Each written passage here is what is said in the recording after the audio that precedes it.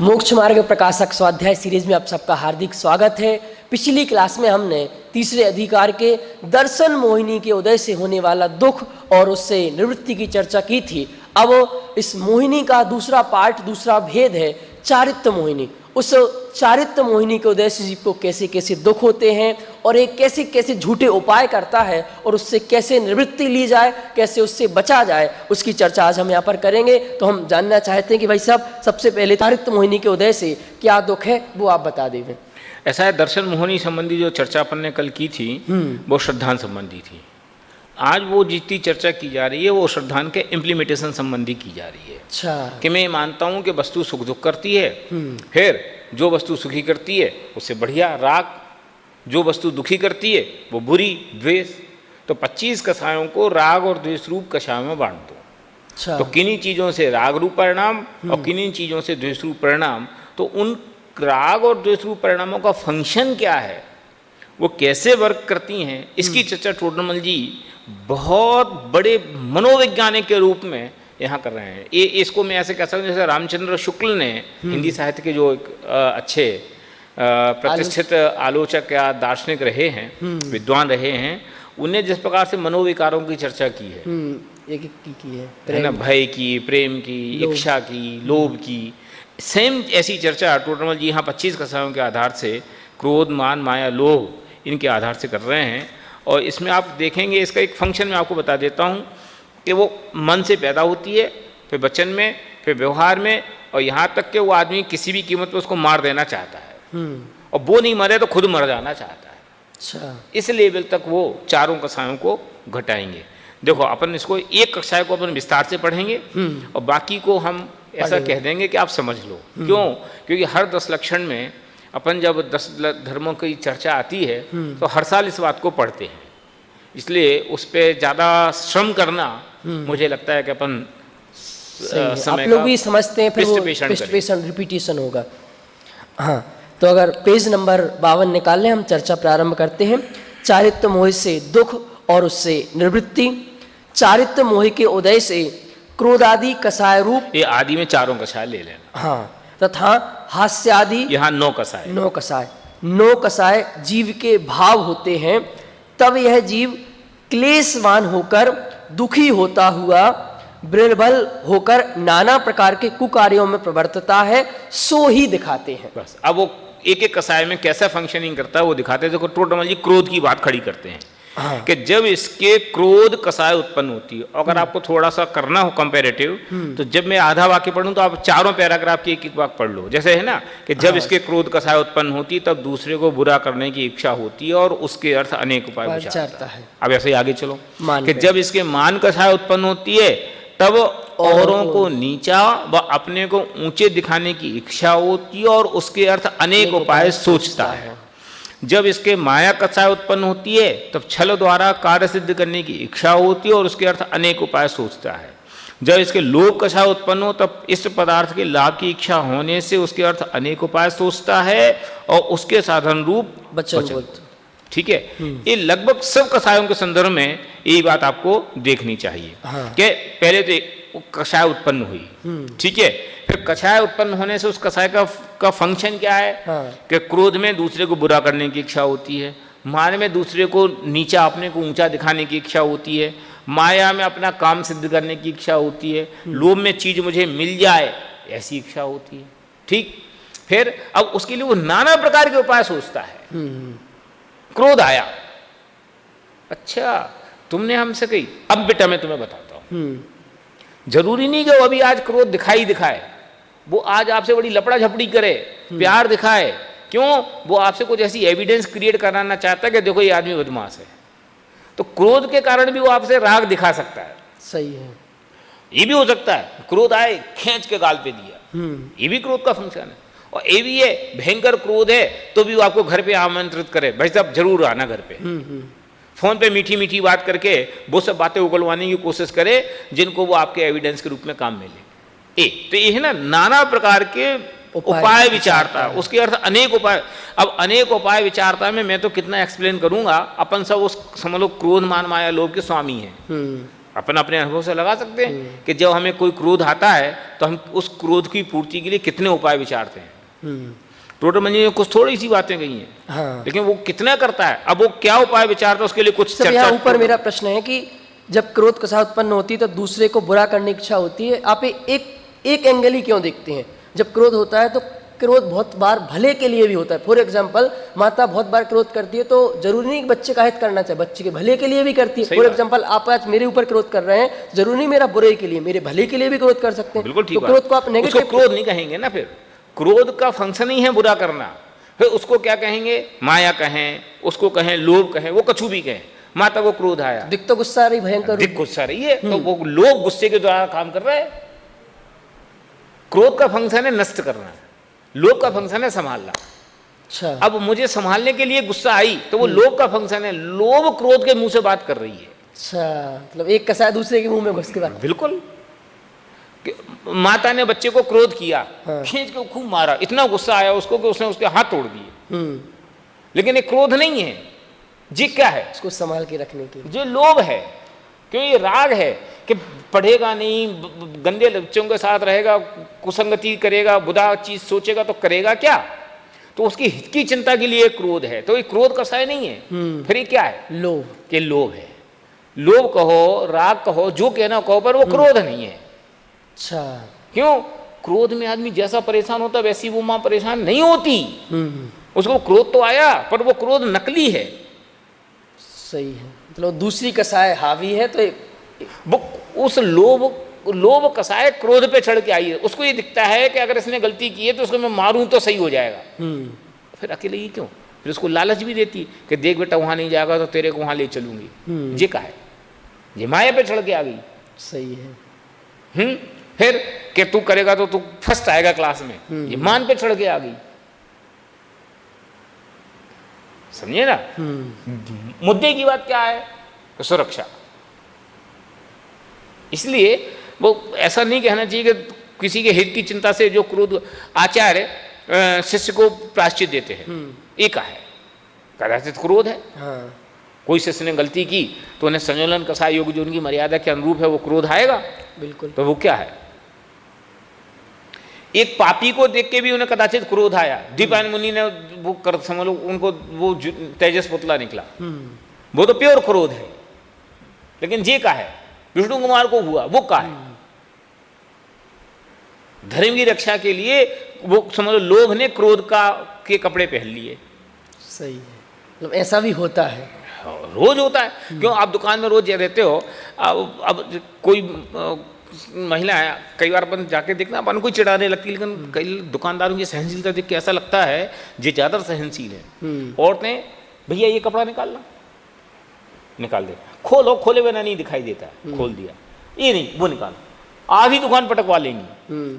और फिर बड़े मुस्कुरा के, पसंद नहीं आया, पसंद नहीं आया क्या, समझ में नहीं आई।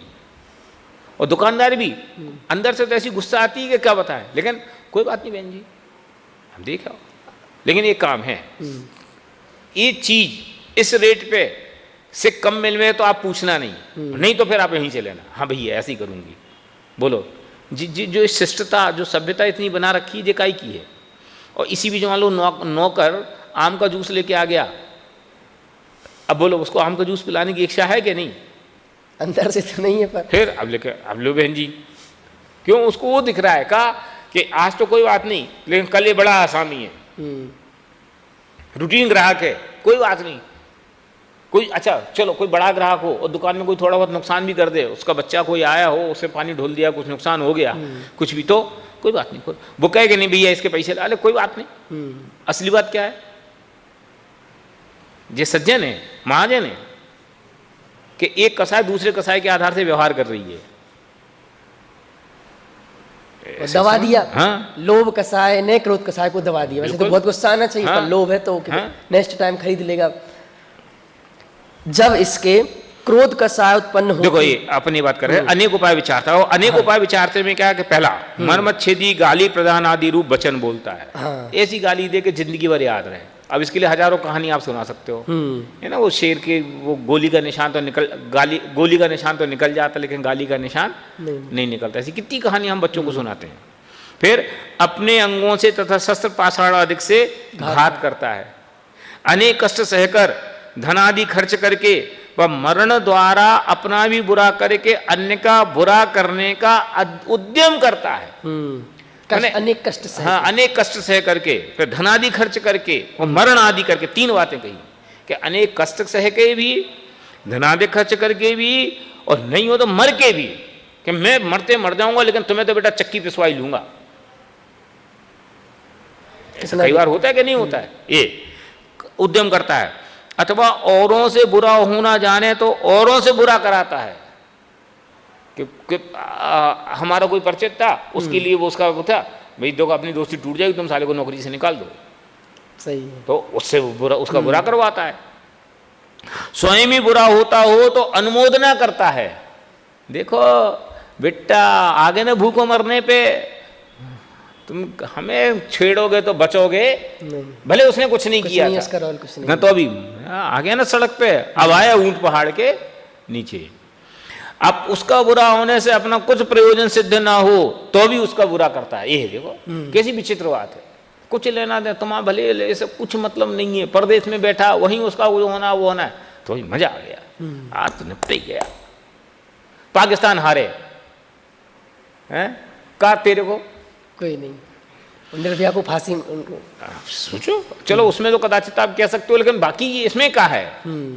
तथा क्रोध होने पर कोई पूज्य इष्टजन भी बीच में आए तो उन्हें भी देखो भाई साहब अपने संबंध खराब अभी, हाँ इस संबंध में आप नहीं बोलना, नहीं तो मैं आपको भी बुराई हो जाएगी अपनी, है ना।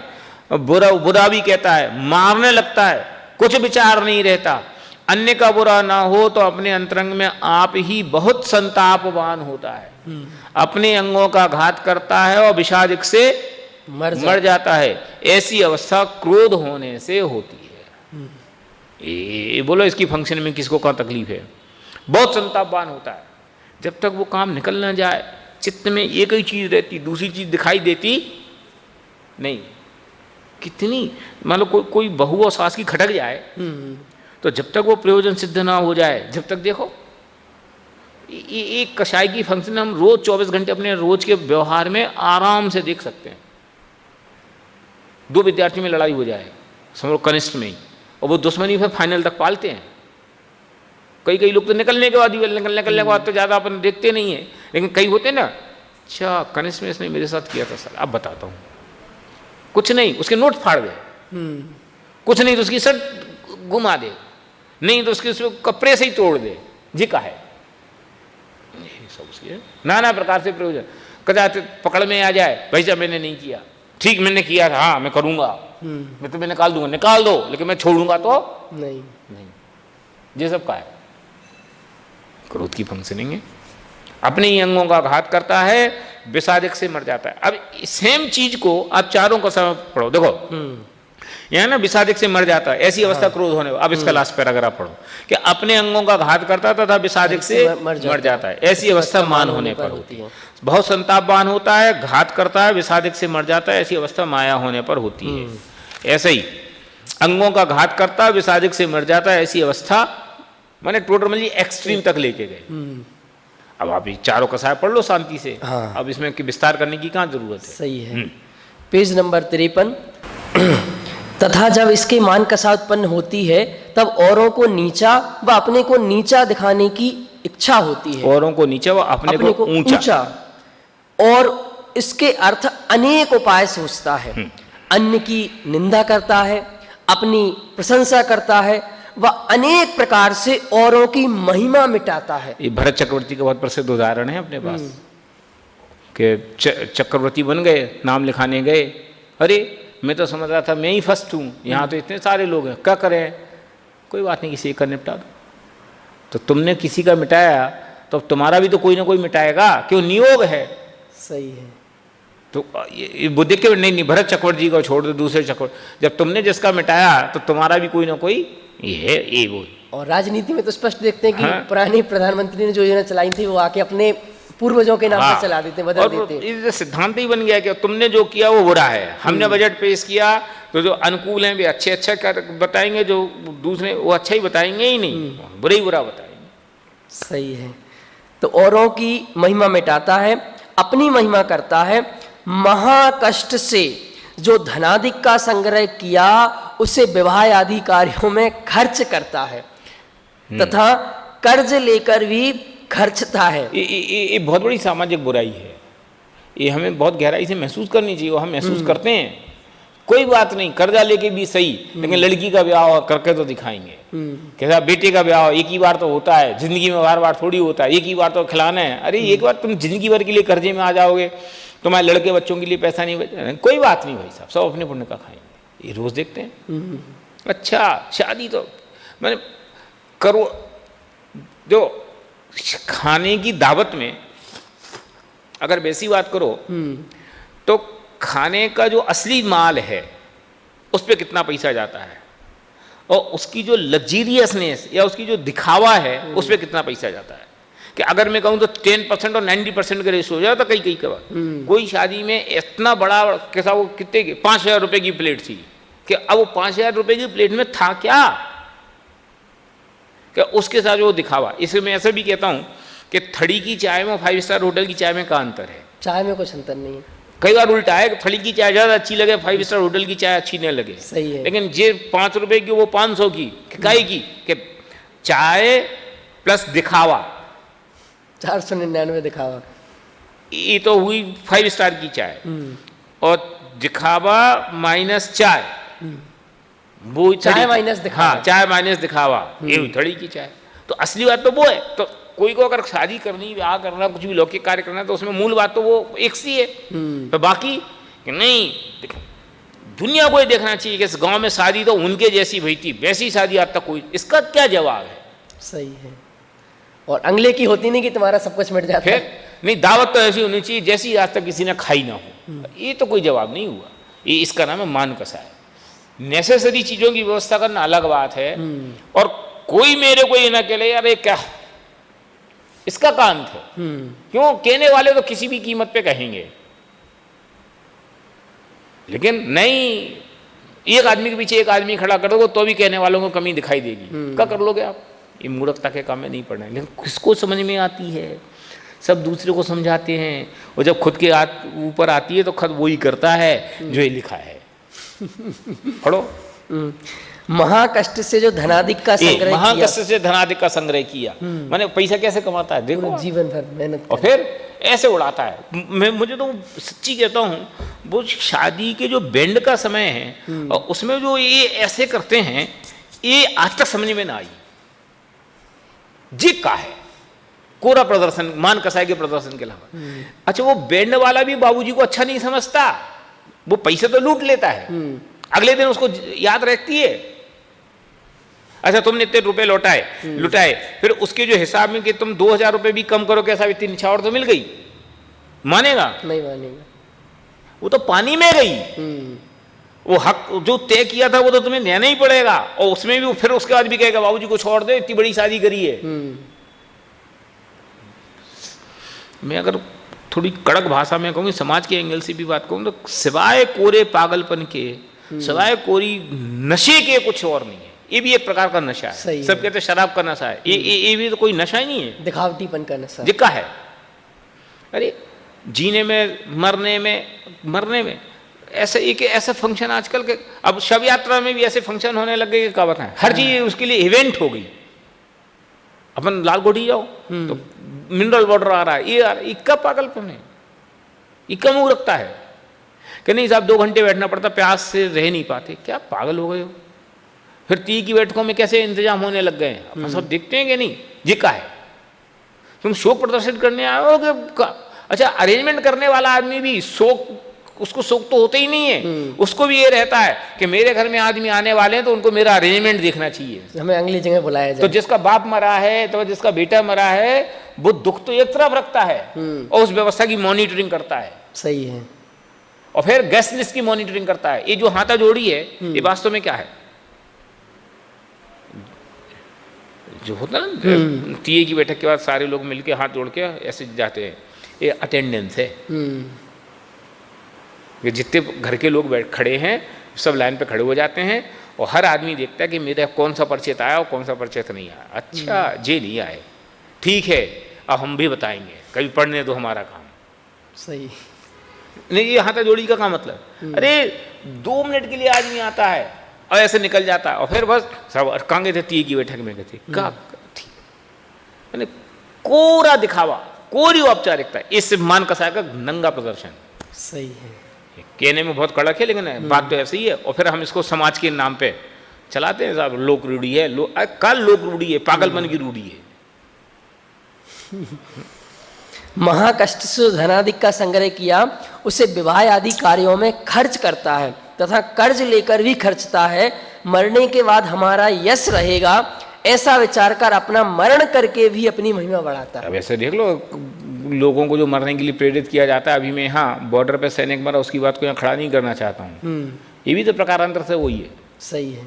नाम रहेगा, जीवन तो रहता ही, मरने का मौका मिला तो एक बार करके दिखाना चाहिए। चलो, यदि कोई अपना सम्मान आदि ना करे तो उसे भयाधिक दिखाकर दुख उत्पन्न करके अपना सम्मान कराता है। ये रोज अपन भोगते हैं। पंडित जी थोड़ा सा हमारा नाम भी ले देना, आप तो एक बार बुला लेना बस, जी का है। और पंडित जी भी प्रेशर में कि हाँ यार, अब उनने कही है तो उनकी बात माननी तो पड़ेगी। तो वे भी ये भूल जाते कि सही है कि गलत है, वे भी उसमें साथ देते हैं कि नहीं देते। सही है। यह भय दिखा करके, दुख उत्पन्न करके अपना सम्मान कराता है। तथा मान्य होने पर कोई पूज्य बड़े हो, उनका भी सम्मान नहीं करता, कुछ विचार नहीं रहता। यदि अन्य नीचा और स्वयं ऊंचा दिखाई ना दे तो अपने अंतरंग में आप बहुत संतापवान होता है। अब मंच पे बैठे हो, कोई कार्यक्रम चल रहा हो, वो 5 मिनट के लिए वो साइड लाइन हो जाए, देखो कैसी आकुलता होती है। ये अपन को इतनी महसूस नहीं होती। ये राजनीति में अथवा ऐसे दूसरे जो क्षेत्रों में जिनमें इसका ज़्यादा असर होता है, वहाँ देखो एक एक चीज़ का कितना महत्व होता है। आपने इनका नाम किस नंबर पे लिया, किस क्रम से लिया। अपन को तो रोज़ मालाएं डलती हैं, तो अपन को तो मालाओं की परवाह ही नहीं होती। लोग तो मालाओं को ऐसा संभाल के रखते हैं, फोटो चढ़ा के रखते हैं। यहाँ तो कितनी आदमी अपन को नमस्ते करने की भी इच्छा नहीं होती। सही है। नहीं तो राज्यपाल महोदय उनके साथ मैं आके चलूँ, और फिर फोटोग्राफर से फोटो लेना थे भैया, और फिर वो फोटो को मड़ा के बड़ा सारा करके, हाँ वो राज्यपाल जानता है तुम्हें, जिंदगी में उसने तुम्हें देखा है, तुम दिखाते फिर रहे दुनिया को, क्या लेना देना इस बात का। और अपने अंगों का घात करता है तथा विष आदि से मर जाता है, ऐसी अवस्था मान होने पर होती है। हाँ। माया कसा, तथा जब इसके माया कसा उत्पन्न होती है तब छल द्वारा कार्य सिद्ध करने की इच्छा होती है। उसके अर्थ अनेक उपाय सोचता है, नाना प्रकार कपट के वचन कहता है, शरीर की कपट रूप अवस्था करता है, बाह्य वस्तुओं को अन्यथा बतलाता है तथा जिनमें अपना मरण जाने ऐसे भी छल करता है। अब ये सब चीजें अपने बिल्कुल अनुभव की हैं, रोज की। अब इसमें विस्तार करने का क्या काम? कपट प्रकट होने पर स्वयं का बहुत बुरा हो, मरणाधिक हो, उसको नहीं गिनता, तथा माया होने पर किसी पूज्य व इष्ट का भी संबंध बने तो उनसे भी छल नहीं करता, छल करता है, कुछ विचार नहीं रहता। यदि छल द्वारा कार्य सिद्धि ना हो तो स्वयं बहुत संतापवान होता है, अपने अंगों का घात करता है तथा विष आदि से मर जाता है। ऐसी अवस्था माया होने पर होती है। लोभ भी पढ़ लें। इसके बाद लोभ कसाय, तथा जब इसके लोभ कसाय उत्पन्न हो तब इष्ट पदार्थ के लोभ की इच्छा होने से उसके अर्थ अनेक उपाय सोचता है, उसके साधन रूप वचन बोलता है, शरीर की अनेक चेष्टा करता है, बहुत कष्ट सहता है, सेवा करता है, विदेश गमन करता है, जिसमें मरण होना जाने वह कार्य भी करता है, जिनमें बहुत दुख उत्पन्न हो ऐसे प्रारंभ करता है। प्रारंभ माने ऐसे काम करता है, धंधे करता है, व्यापार करता है, ऐसा जिसमें प्रत्यक्ष बहुत दुख देखा जाए। जैसे समझ लो, जैसे बिल्डिंग का काम है, गैस का काम है, चेंबर में जाने का काम, ये सब का है, जो भी लोभ की करता है ऐसा।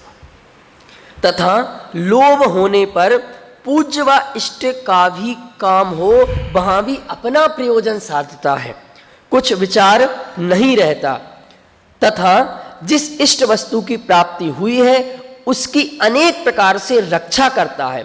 यदि इष्ट वस्तु की प्राप्ति ना हो या इष्ट का वियोग हो तो स्वयं संतापवान होता है, अपने अंगों का घात करता है तथा विष आदि से मर जाता है।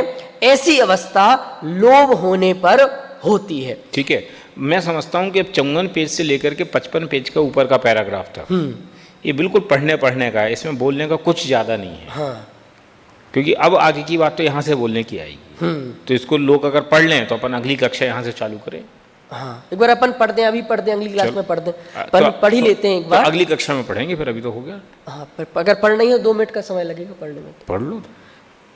हाँ, तथा इस प्रकार कसायों से पीड़ित हुआ इन अवस्थाओं में प्रवर्तता है। ये तो हुई, समझ लो, क्रोध कसाय की चर्चा अपन ने कर दी। हाँ। मान, माया और लोभ सेम फंक्शन है, इसलिए अपन ने उसकी चर्चा नहीं की। हाँ। और यही बात जो 9 कषाय हैं उनके संदर्भ में भी है, तो इनको भी अपन को अभी पढ़ लेना चाहिए ताकि कल अपन उसके आगे की चर्चा। वैसे कुछ जो शब्द कठिन हो उनके आप मीनिंग बताते जाए। आप पूछ लेना मेरे से, जो कठिन आपको हाँ। कठिन लगे मैं बता दूंगा। तथा इन कसायों के साथ 9 कसाय होती है। 9 माने ईश्वर, किंचित। वहां जब हास्य कसाय, पहली कसाय, वहां जब हास्य कसाय होती है तब स्वयं विकसित प्रफुल्लित होता है। वह ऐसा जानना जैसे सन्नीपात के रोगी का हंसना। क्या है सन्नीपात? माने एक प्रकार की बीमारी, जो पागलपन जैसे कहो कदाचित, अचानक हंसने है, कोई आदमी भांग पी के हंसने है, ठहाके, क्यों? कारण कुछ नहीं है, बिना कारण हंसना, ऐसा। नाना रोगों से स्वयं पीड़ित है तो भी कोई कल्पना करके हंसने लग जाता है। इस प्रकार है जी। अब इस बात को यहाँ से समझा सकते हैं, जैसे वो है ना कि जो ही दिन बीते सोई आयु में अवश्य घटे, बूंद बूंद बीते जैसे अंजुलि को जल है, ऐसी दशा माही मिल के मेलापी जन पूछत हैं कुशल मेरी, ऐसी दशा माही मित्र काहे की कुशल। ऐसी बात है कि रात दिन तो प्रतिकूल तकलीफें तो हजारों हैं, उनको तो देखता नहीं, एक आध अनुकूलता बने तो उछल उछल पड़ता है। इस एंगल की चर्चा यहाँ की जा रही।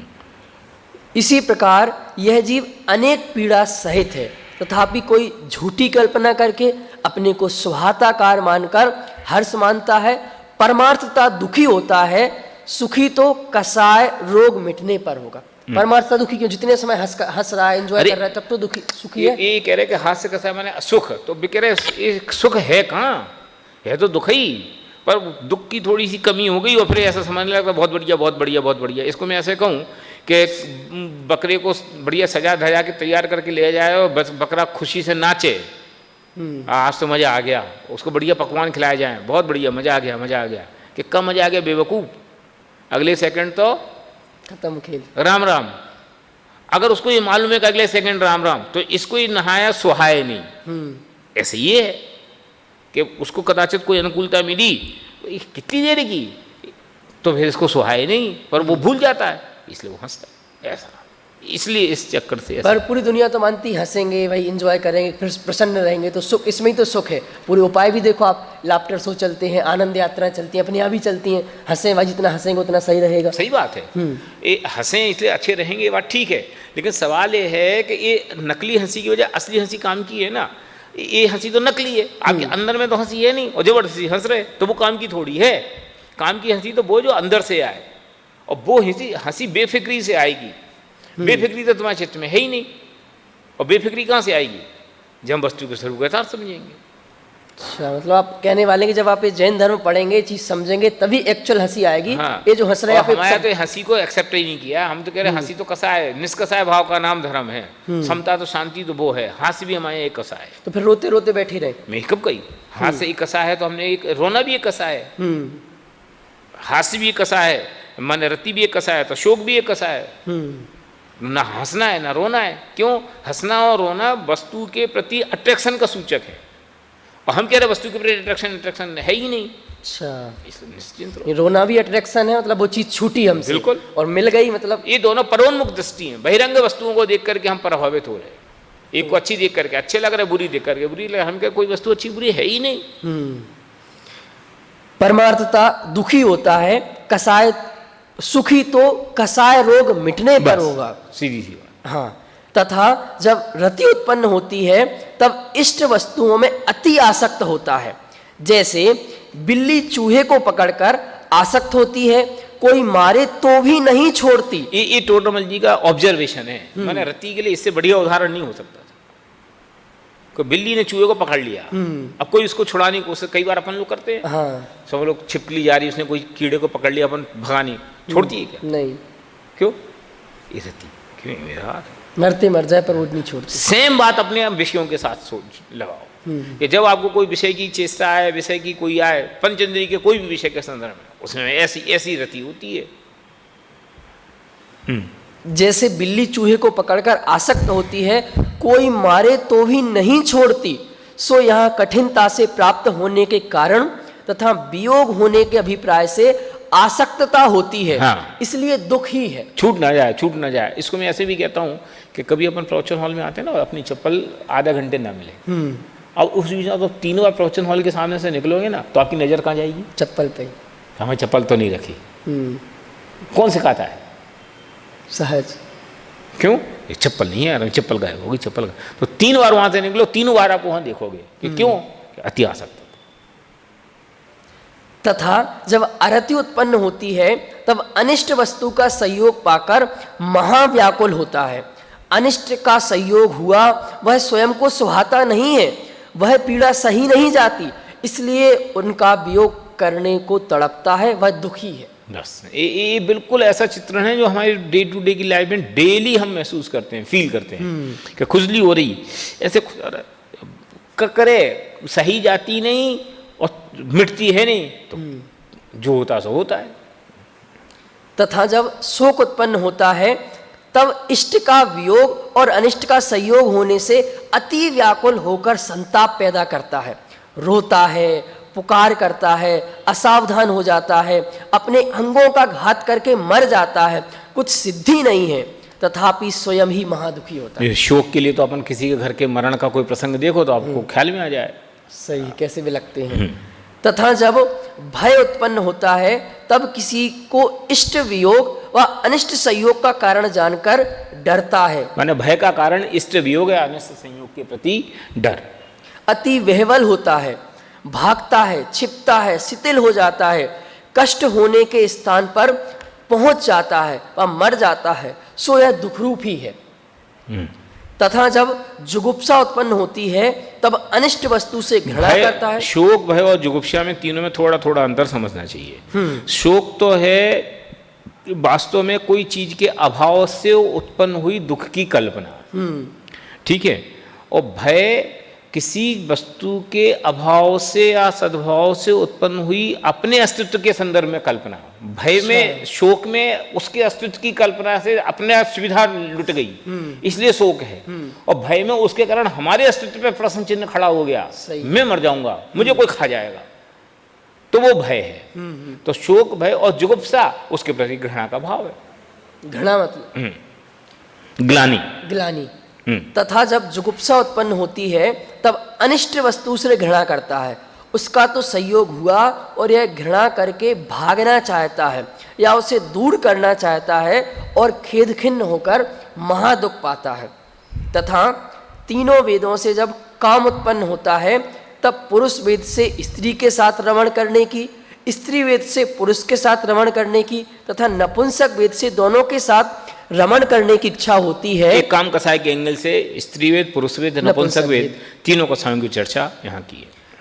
उससे अति व्याकुल होता है, आताप उत्पन्न होता है, निर्लज्ज होता है, धन खर्च करता है, अपयश को नहीं गिनता। जी के एक एक वाक्य में इतनी गहराई है कि आप उसको अपने अनुभव से महसूस कर सकते हो। देखो कब जब उसको समझ लो, क्या बोलते, वेद काम रूप कषाय उत्पन्न हो तो अति व्याकुल होता है। सोचो आप, जिसको उसका महसूस अनुभव है कि 24 घंटे चित्त में एक ही बात, एक ही बात, एक ही बात, एक ही बात, एक ही बात, फिर आताप उत्पन्न होता है, फिर निर्लज्ज होता है, धन खर्च करता है, अपयश नहीं गिनता, परंपरा दुख हो, दंड आदि हो उसे नहीं गिनता, और काम पीड़ा से पागल हो जाता है और मर जाता है।